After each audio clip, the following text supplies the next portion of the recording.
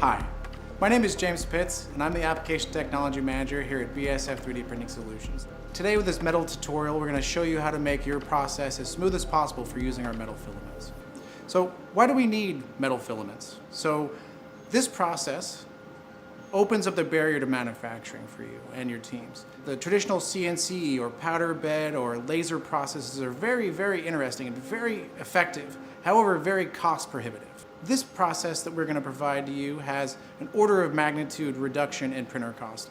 Everything from a prosumer level to even a hobby level printer will work with our filaments. These are fused filament fabrication printers. So what are our customers and ourselves using this material for? Well, we're using it in jigs and fixtures, small series prototypes, and basically replication of metal parts in situations that either were too cost effective or time requirements. So there's very little lead time. We don't have a mold to make, we don't have tools to buy, we have a printer. Once you have a printing solution, you print it. Once it's printed, debound, and sintered, and you have a metal part. So how does the system work? Well, fundamentally, you take a metal powder and you combine it with a binder.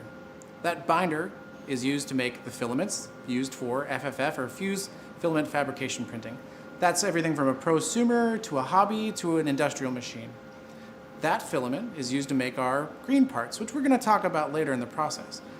That part, such as this, is a green part that is taken to a process called catalytic debinding.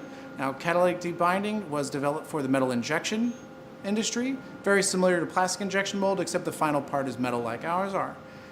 Those parts are then debound, removing the binders, removing the polymers, leaving the metal part to be sintered in oven and having a full metal part at the end. So let's take a second to talk about some of the advantages of metal FFF.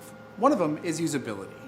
With a large number of videos on YouTube, with a very vibrant hobby community, FFF is one of the most easy, relatively inexpensive ways to make parts. We're now transitioning this ease of use into the metal world, which compared to the dramatic reduction in capital investments required for a metal 3D printer, we're orders of magnitude less expensive. So instead of paying $500,000 to get a part like this, you're paying a prosumer or hobby machine. Another thing is hollow and light structures. FFF is uniquely positioned to make truly hollow structures. So imagine you want your part to be lighter, you want it to be easier to use, or the car to take less gasoline, right? You make it light. Well, this enables us to make with infill structures to make light features. Those features have exactly what it sounds like. There's no material inside there.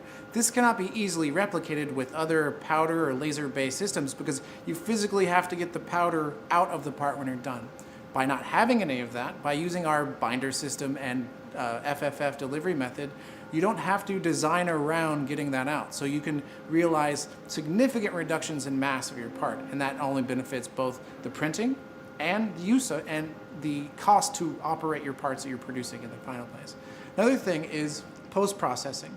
Because of the nature of the green part, you can easily sand, drill, add features to it. You can really kind of be a craftsperson and work the material before it's finalized in the metal. Before you have to wait and for it to be redone over and over again, you can actually sand it or treat it or things like that. Now we're going to talk about how to get this product working for you. We have two models right now.